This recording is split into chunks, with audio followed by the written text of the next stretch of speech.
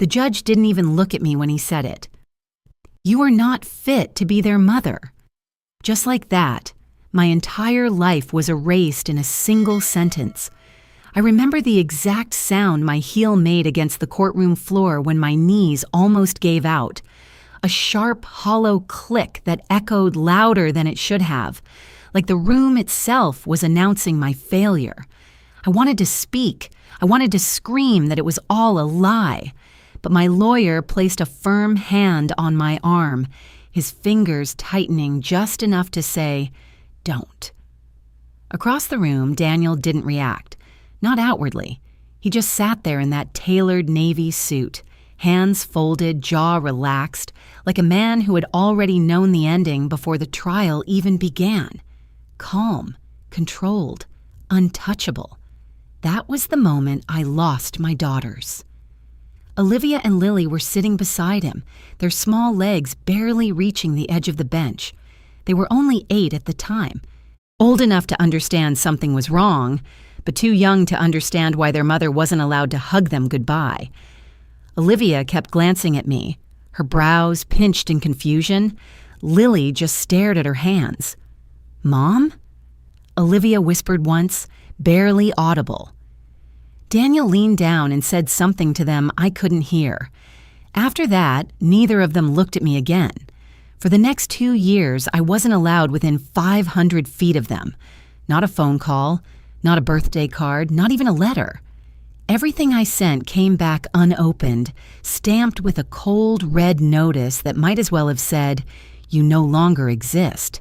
The official reason was a psychiatric report. According to the court, I was unstable, bipolar, alcohol dependent, a danger to my own children, words that didn't belong to me, attached to my name like a disease I never had. The report came from a doctor I had never even met. But Daniel was a corporate attorney. He knew exactly how to make lies look like truth. I tried to fight it at first. God, I tried. I filed appeals, spent money I didn't have, begged anyone who would listen to review the case. But every door closed a little faster than the last. Eventually, survival took over. I buried myself in work, in long nights at my drafting table, pretending that if I just kept moving, I wouldn't feel the silence they left behind. Still, every morning I woke up at the same time, 5 o'clock. Like my body refused to forget the years I used to wake them for school. I'd lie there staring at the ceiling, counting the cracks in the plaster, wondering if Olivia still liked blueberry pancakes, if Lily still needed the nightlight in the hallway. 2 years, 730 days, not a single hug. And then, on a Tuesday morning in late August, my phone rang. Unknown number, Seattle. I almost didn't answer, but something in my chest tightened in a way I hadn't felt in a long time. Not fear, not exactly. Something worse. I picked up. "Miss Carter?" a woman's voice said, calm but urgent. "This is Dr. Whitman from Seattle Children's Hospital. I'm calling about your daughter, Olivia." My daughter. 2 words I hadn't been allowed to claim out loud in 2 years. I sat up slowly, my fingers gripping the edge of the table so hard my knuckles turned white. "What happened?" I asked. There was a pause on the other end, and then she said the one word that split my life into before and after: leukemia. In that moment, everything I had lost came rushing back, and for the first time in 2 years, Daniel no longer had control. I couldn't breathe, not because the air was gone, but because the truth was too heavy to fit inside my chest. My fingers tightened around the edges of the desk as I forced myself to keep looking at the screen, at the number that refused to shrink no matter how many times I blinked. $63.8 million. It didn't feel like money. It felt like a verdict, like proof that everything I had been told about my grandfather, about my place in this family, about my worth, had been a lie carefully constructed and fed to me piece by piece. Elliot didn't rush me. He just watched, quiet, patient, Like he understood that this moment wasn't about numbers, it was about something breaking and something else taking its place. My throat tightened as I looked down at my hands, still trembling, still cold from a night spent in the back seat of my car. 12 hours ago, I had been calculating whether I could afford a second cup of coffee. Now I was sitting in a leather chair inside a bank that smelled like polished wood and power, being told I owned more than I could even comprehend. "This isn't just money, is it?" I whispered, my voice barely steady. "No," Elliot said calmly. "It's control." That word settled into me differently. Control. My parents had always controlled everything: what I wore, who I spoke to, what I believed about myself. Even my own memories felt curated, edited, shaped to fit whatever version of me they needed.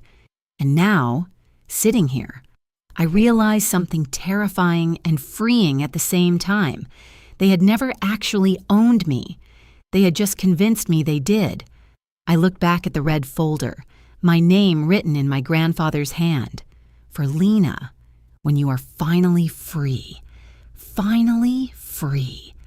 The words echoed in my head like something sacred, something earned through years of quiet endurance I hadn't even realized I was surviving. My chest tightened again, but this time it wasn't fear. It was something sharper. Anger. Not loud, not explosive, but cold and precise. "They lied," I said, more to myself than to Elliot. "About everything." "Yes," he replied simply. I let out a slow breath, my heartbeat beginning to steady. The panic was still there, lingering at the edges, but it was being replaced by something else. Focus. For the first time since I was thrown out into the snow, I wasn't reacting. I was thinking.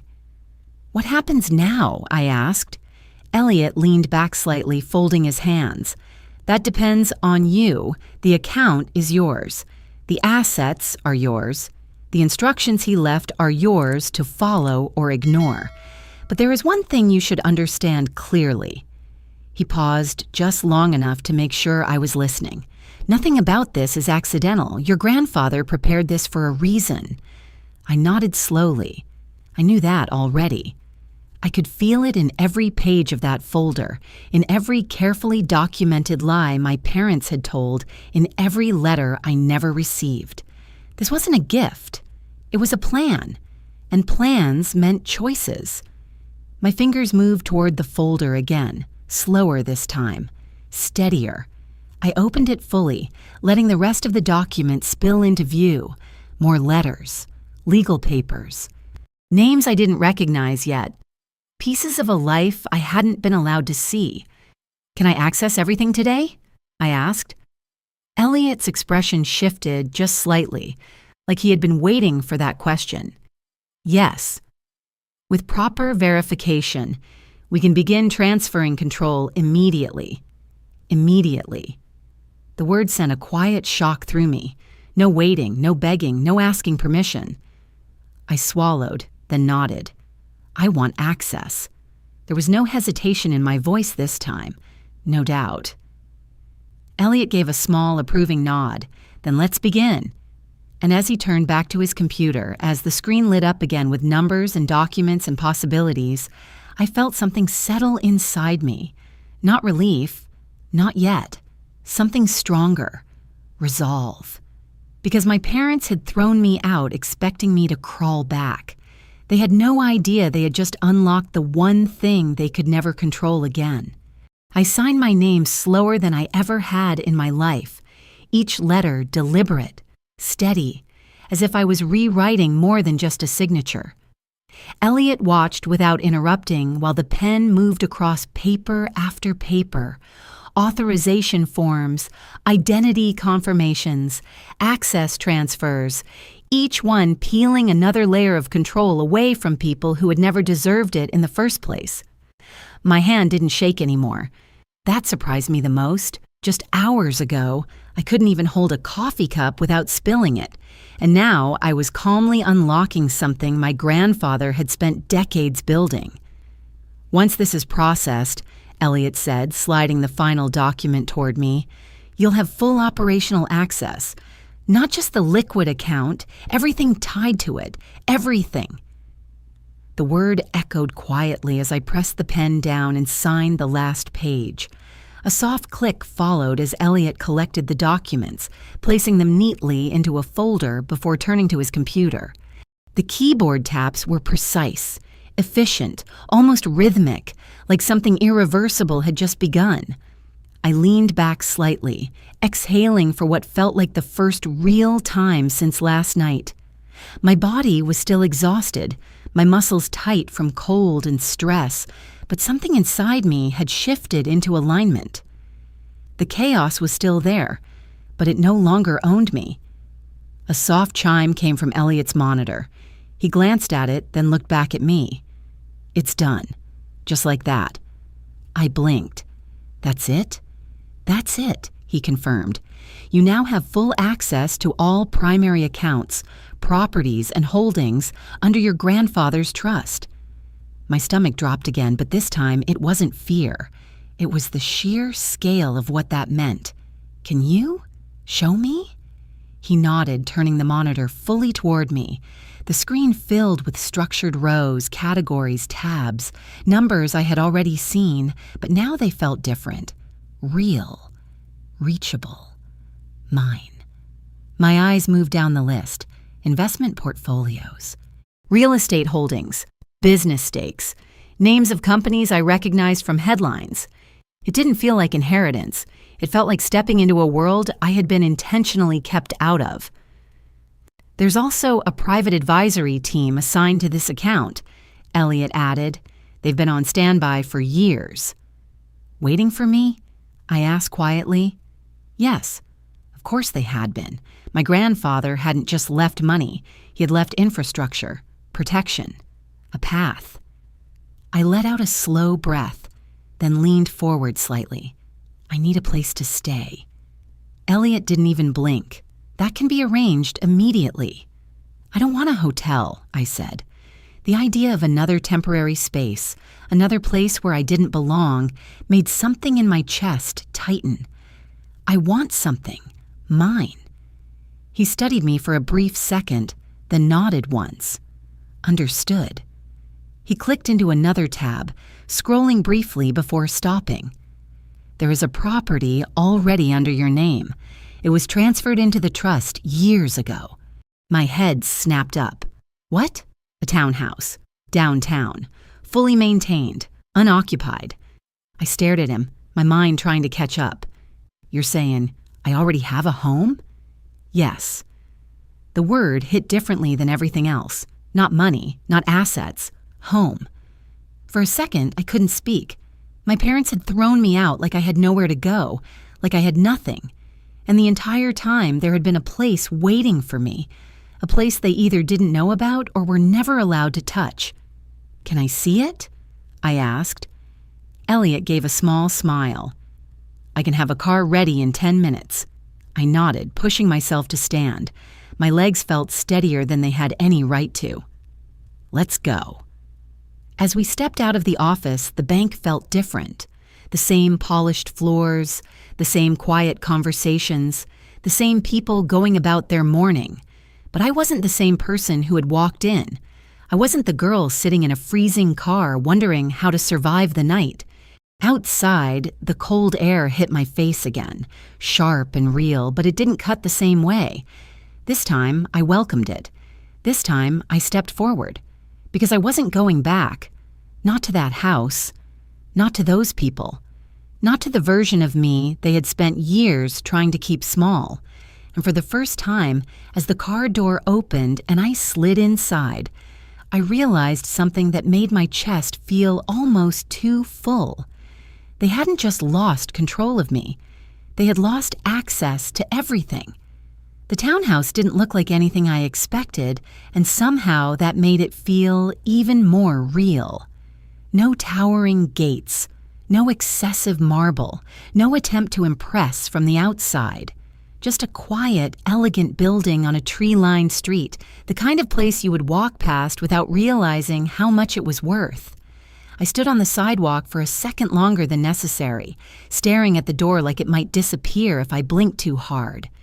"This is it," Elliot said calmly, as if he hadn't just handed me a life I didn't know I had. I nodded, but my feet didn't move right away. Something in me hesitated, not from fear, but from the weight of what stepping inside meant. This wasn't temporary. This wasn't survival. This was ownership. I reached for the key he had placed in my hand. It was heavier than I expected. The lock turned smoothly, almost too easily, like it had been waiting for me. And then the door opened. Warm air greeted me first, soft and quiet, carrying the faint scent of clean linen and something subtle, something expensive but not overwhelming. I stepped inside slowly, my eyes adjusting to the soft, natural light that filtered through wide windows. The space was calm. That was the first word that came to mind. Not flashy, not overwhelming, just calm. Neutral tones, clean lines, furniture chosen for comfort as much as design. A place meant to be lived in, not displayed. My chest tightened. I closed the door behind me and just stood there, listening. No shouting, no tension, no footsteps that made you brace for impact. Just silence. Safe silence.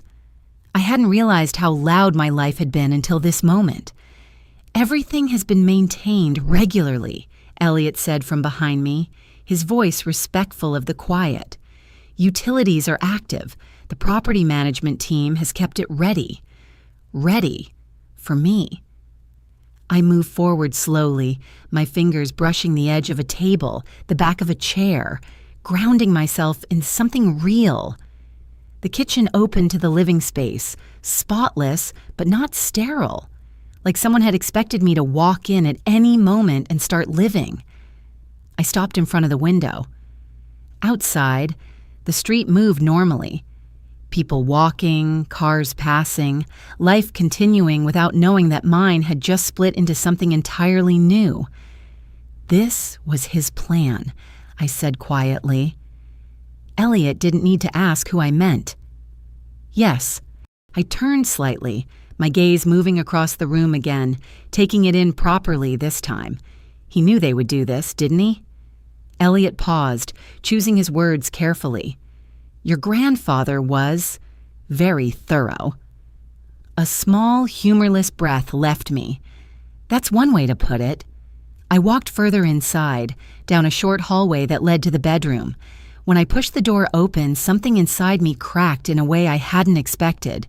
The bed was made, soft gray sheets, perfectly placed pillows, a folded throw at the end, simple, thoughtful.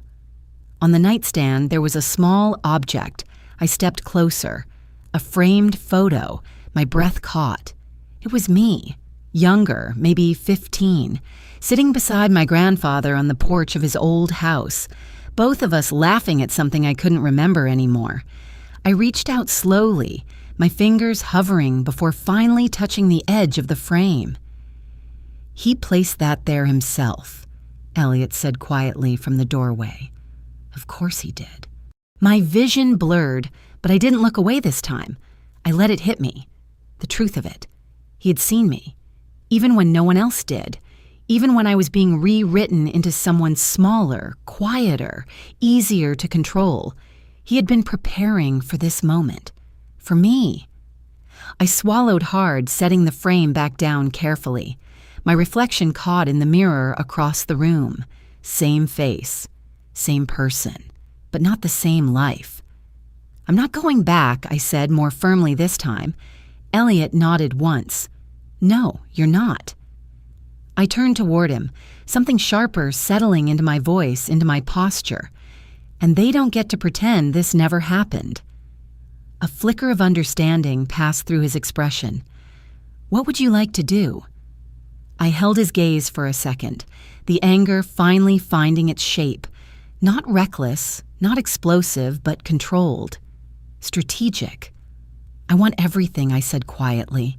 "Every document, every record, every lie they've ever told." Elliot didn't hesitate. "Then we'll start building your case." And for the first time, I realized this wasn't just about leaving. It was about making sure they never recovered from losing me. I didn't sleep that night, but for once, it wasn't because of fear.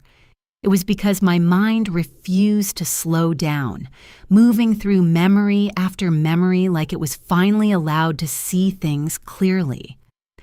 I sat at the kitchen counter with a glass of water I barely touched, staring at the stack of documents Elliot had delivered just hours earlier: folders, reports, financial statements, legal filings, pieces of a story I had lived through but never fully understood. Now I was going to. The first file I opened was labeled with my parents' names: clean, organized, clinical in a way that made it easier to read, harder to feel. Income records, debt structures, property ownership. And then I saw it. A loan. My fingers tightened slightly as I leaned closer. A large one. Taken out 3 years ago. Secured against assets that didn't belong to them. My name was on it. I blinked once, then again, making sure I wasn't misreading it. But there it was. Clear, documented, signed. Not by me. Something cold settled into my chest.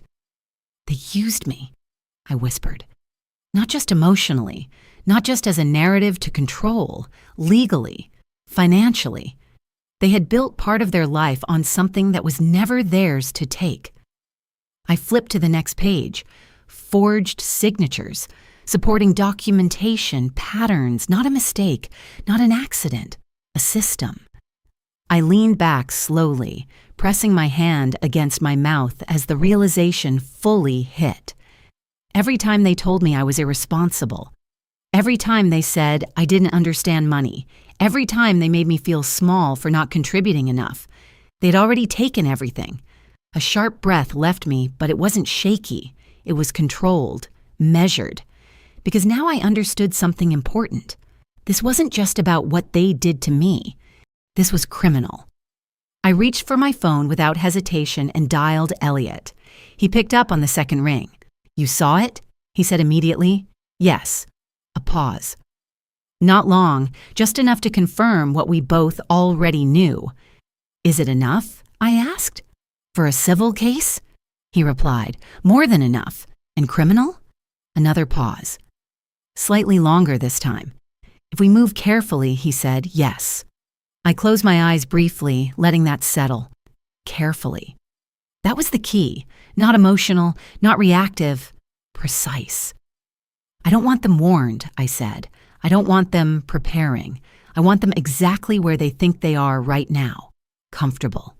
Untouchable." Elliot's voice lowered slightly, something almost approving in it. "Then we don't make a move yet. We gather everything first." "Everything," I repeated. Bank records, communications, any third parties involved. If they forged your identity once, they may have done it more than once. I thought about that. About how easy it had been for them to rewrite me, to speak for me, to use me as leverage. How many times had they done it? "How long?" I asked. "Give me 48 hours, he said.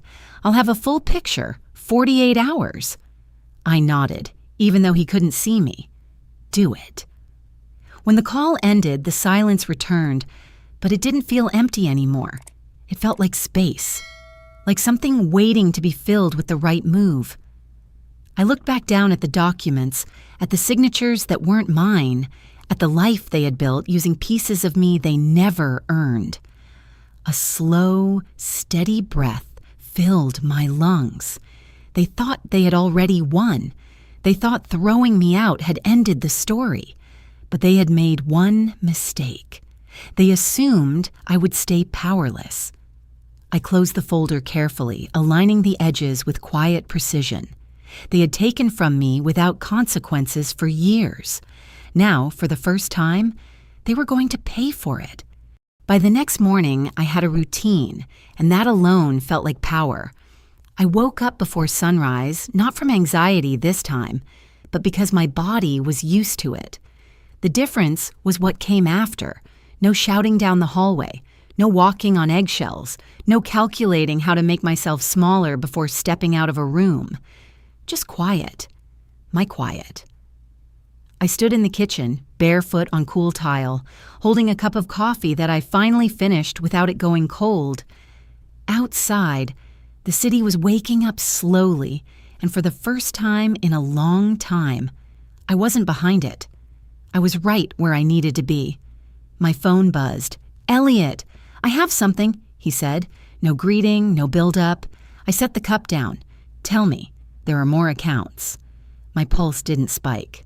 It sharpened. Under my name? Yes. Not all of them directly visible.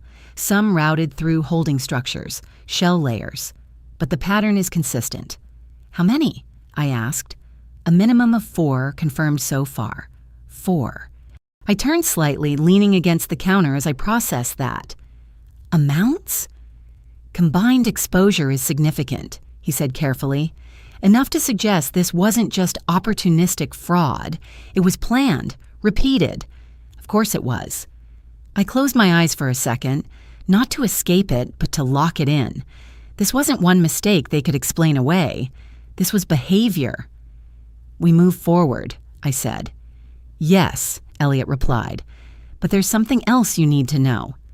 I didn't like the shift in his tone. "What?" "They're already feeling pressure." My eyes opened immediately. "How?" "I initiated a preliminary internal audit request through one of the financial institutions involved. Routine on the surface, but it triggered flags. And your parents contacted the bank this morning." A slow, cold understanding settled into me. They know something's wrong. "They don't know what," Elliot clarified, "but they know something is happening." I nodded once, even though he couldn't see it. That was fine. "Let them feel it. Did they mention me?" I asked. A brief pause. "Yes, of course they did." I let out a quiet breath, then asked the only question that mattered. "What did they say?" Elliot didn't soften it. He didn't need to. "They said you were unstable, that you might try to interfere with financial matters you don't understand." For a second, something hot flickered through me. Not pain, not even anger in the way I used to feel it. Recognition.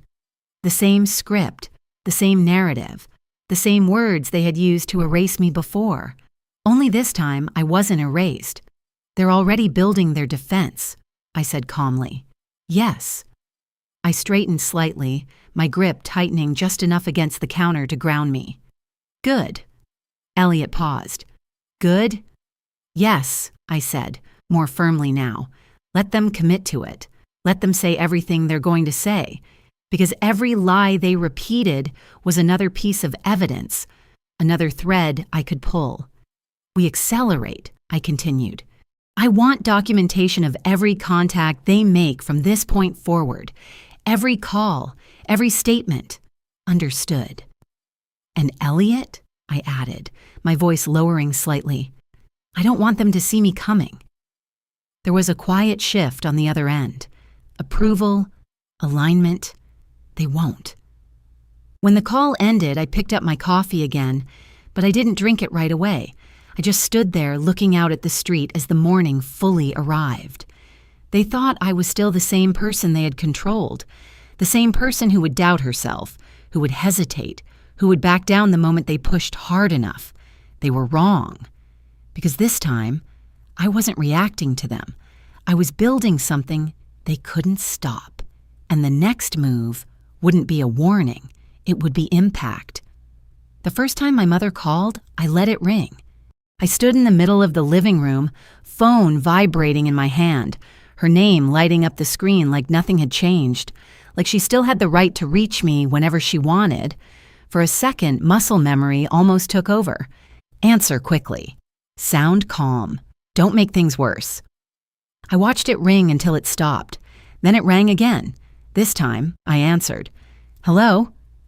Silence on the other end for just a fraction too long. She hadn't expected that. "Lena?" Her voice shifted instantly. Soft, almost relieved. "Oh, thank God, you picked up. We've been worried sick. Worried." I moved slowly toward the window, my reflection faint in the glass. Have you? Of course we have, she said quickly. You just left like that, no explanation, no call. We didn't know if you were safe. I let that sit for a second, just long enough to feel the shape of it. Safe. You locked me out, I said, my voice steady, in the middle of the night.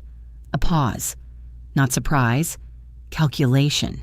Well, she said carefully, that was a misunderstanding.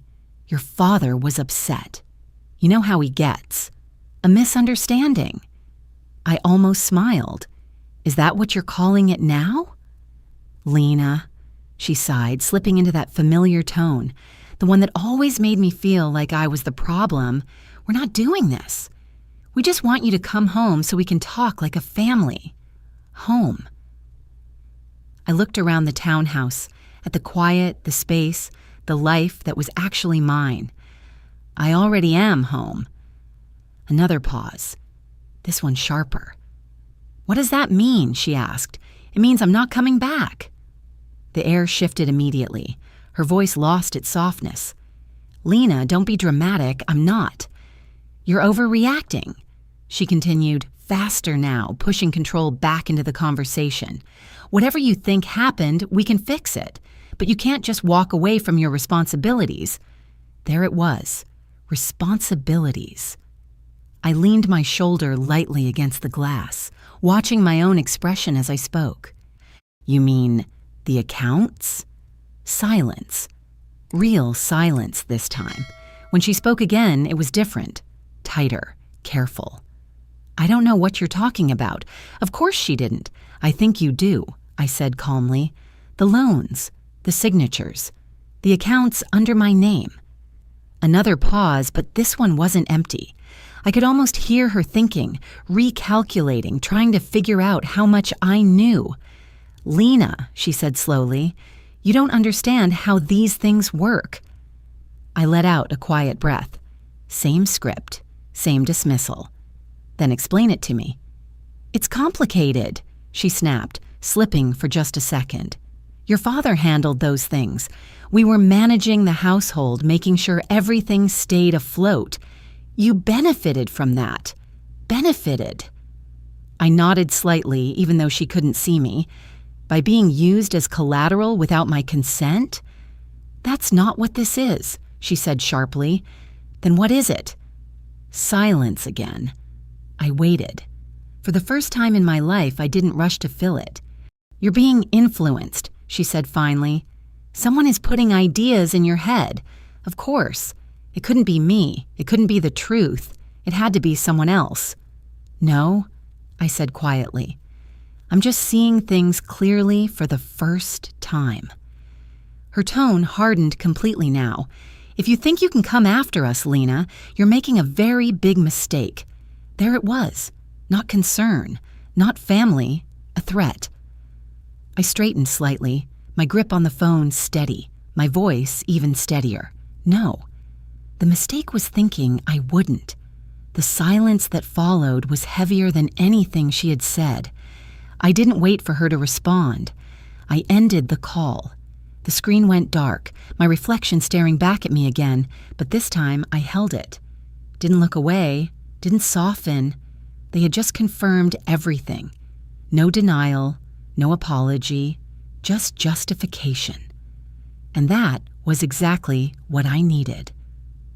I set the phone down slowly, the quiet of the room wrapping around me again. This wasn't a family conversation anymore. This was a case, and I was going to win it. I didn't sleep that night. I lay in bed staring at the ceiling, the glow of the city bleeding through the curtains, replaying every word my mother had said, every pause, every shift in her tone. It wasn't what she admitted that stayed with me. It was what she didn't deny. By morning, something inside me had hardened. This wasn't confusion anymore. It wasn't doubt. It was clarity. At 8:15, my phone buzzed with a number I didn't recognize. For a split second, I considered ignoring it. Then I answered, Lena Carter? Yes. This is Daniel Brooks. I'm an investigator with the State Financial Crimes Unit. Your name came up in connection with a series of flagged accounts." My chest tightened, but my voice didn't. "I was wondering when someone would call." There was a brief pause, just enough to signal interest. "Is that so?" he said. "I think I know what this is about," I continued, "and I think I can help you."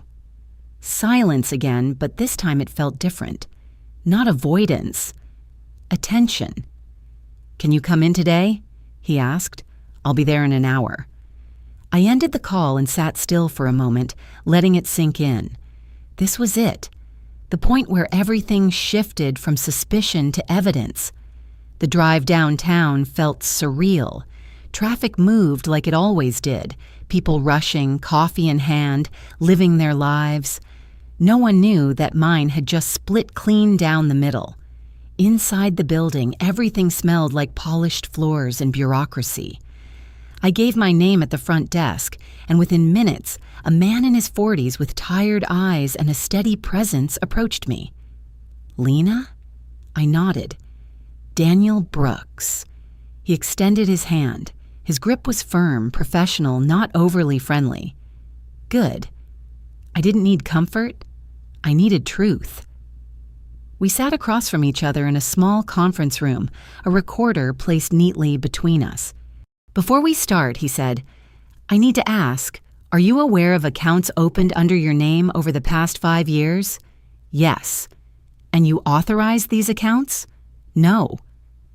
He studied me carefully, like he was measuring not just my words, but the space between them. "Then we have a problem," he said. "I know." I reached into my bag and slid the folder across the table. Documents, statements, copies of signatures that looked like mine but weren't.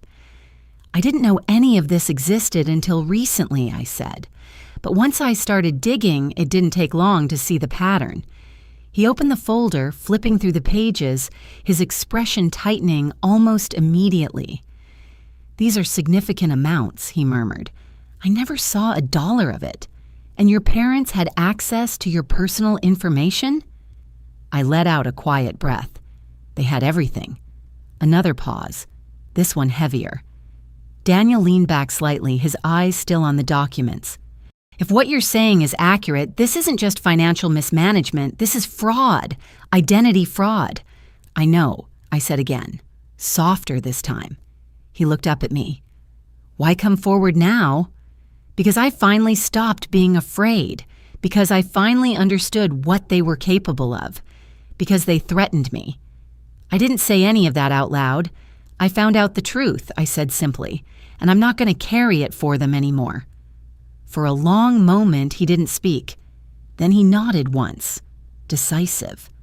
"All right," he said. "Then here's what happens next. We open a formal investigation. We trace every account, every transaction. And if your parents are responsible, they are." His gaze sharpened slightly, but he didn't argue. "Then we build a case," he finished. "But Lena, you need to understand something. This won't be quiet. Once we start, there's no going back." I held his gaze, steady. There wasn't any going back the moment they did this. Another silence, but this one felt different, like the beginning of something. Daniel closed the folder carefully. "Then we do it right." I nodded. As I walked out of that building, the air felt different. Heavier, but clearer. They had spent years controlling the narrative, shaping who I was, what I believed, what I was allowed to see. But now the story was mine. And for the first time, I wasn't just reacting. I was moving first. The knock came at 7:23 in the morning, not hesitant, not polite, deliberate. I was already awake, sitting at the kitchen counter with a cup of coffee gone cold, watching the sunlight stretch across the floor. For a moment, I didn't move. I just listened. The second knock came harder. I already knew who it was. I opened the door slowly. My father stood there. For a second, time folded in on itself. Same posture, same pressed shirt, Same presence that used to fill every room before he even spoke. But something was different.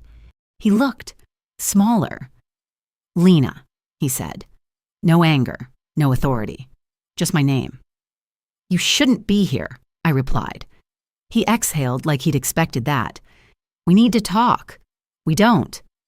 His jaw tightened slightly, but he kept his voice measured. "You went to the authorities."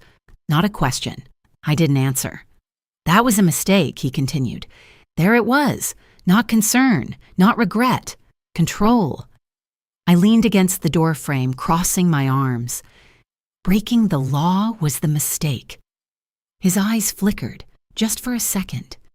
"You don't understand what you've done," he said quietly. "You've opened something you can't close." "I didn't open it," I said. "You did." A car passed behind him, slow, almost cautious, like the world itself was holding its breath. "We protected you," he said. I almost laughed. "By using my name to steal money." His voice sharpened. "We manage things. For the family. You mean for you." Silence. He stepped forward slightly, lowering his voice. "If this goes public, it destroys everything. Your name is on those accounts too." I held his gaze. "I know." "Then you know what happens next," he pressed. "You don't walk away clean from this." There it was, the real play. Fear. For a second, I felt it. That old reflex, the one that made me second guess, made me shrink, made me wonder if I was the one about to lose everything. But then I remembered the documents, the signatures, the years. "No," I said quietly, "you don't get to use that anymore." His expression changed then, just slightly. Not anger, not yet. Recognition. "You think they'll believe you over me?" he asked. "I don't need them to believe me," I said. "I just need the truth to be documented." Another pause. Longer this time. "You're still my daughter," he said, softer now, almost like he was trying something new. "We can fix this. Quietly. Fix, erase, rewrite." I shook my head slowly. "You don't want to fix it. You want to bury it." His eyes darkened. "Watch how you talk to me." And there it was. The old tone. The one that used to end every argument. Except this time, it didn't. "I'm not a kid anymore," I said, "and you don't get to control how this ends." For a moment, neither of us spoke. Then he straightened, adjusting his sleeve like he was putting something back into place. "If you continue with this," he said, his voice cold now, stripped of everything else, "you're not just turning against us, you're destroying your own life." I felt something settle inside me. Not fear. Resolve. "My life," I said, "is the one you tried to take from me." The silence that followed wasn't empty. It was final. He looked at me for a long second, like he was searching for something that wasn't there anymore. Then he nodded once. Not approval. Acknowledgement. "You've made your choice." "I have." He turned without another word, walking back toward his car. For a second, I watched him go, the weight of everything pressing against my chest. And then, just like that, it lifted. Not completely, but enough. I closed the door slowly, the quiet rushing back in. For years, they had been the center of everything, every decision, every fear, every version of who I thought I was. But standing there, in the stillness of my own space, I realized something I hadn't let myself believe before. They weren't in control anymore. I was. And this time, I wasn't going to let go. The first official notice arrived 3 weeks later. I was at my desk when the email came through. Subject line clean and clinical, like it was just another routine update. But the moment I opened it, I knew this was the line everything had been building toward. Formal investigation confirmed. Multiple counts of financial fraud. Primary subjects identified. My parents. I didn't react right away. I just sat there, reading the words again, slower this time, letting each one land where it needed to. For years, they had controlled every version of the story. Now the truth was written in something that didn't bend for them: paper, law, record. My phone buzzed a second later. Daniel. "It's official," he said when I answered. "No build-up, no softening." I saw. "They're moving forward with charges," he continued. "There's enough evidence to proceed. This isn't going away." I closed my eyes for a brief second, not to escape it, but to absorb it. Good. A pause on his end. "You okay?" The question surprised me more than anything else. I thought about it, about the fear that used to live under my skin, the constant tension, the quiet compliance that had shaped so many of my choices. "I am," I said, and for the first time it was true. The process moved fast after that. Subpoenas, asset freezes, interviews. Every step peeled back another layer of something they had spent years constructing. People started calling, asking questions, trying to understand how it had all happened. I stopped explaining. I didn't owe anyone a narrative anymore. One afternoon, as I walked out of the building after another meeting, I caught my reflection in the glass doors. Same face, same person, but not the same life. I stood there for a second, remembering who I used to be in those moments. The version of me that would have apologized, softened, found a way to make it easier for everyone else. That version didn't exist anymore. Later that night, I sat in the quiet of my living room, the city humming softly outside, and opened the last message I hadn't answered. My mother. It was shorter than the others. "We can still fix this." I stared at it for a long time. Then I deleted it. Not out of anger, not out of revenge. Just clarity. Because some things aren't meant to be fixed. Some things are meant to be ended. I set my phone down and leaned back, letting the silence settle around me. It didn't feel empty anymore. It felt earned. They had taken years from me. My voice, my trust, my sense of control, but they didn't get to take what came next. That part was mine, and I was finally ready to live it. If this story stayed with you, if you've ever had to stand up and choose yourself when it felt impossible, take a moment to like, subscribe, and share your voice in the comments with 3 simple words. I choose me.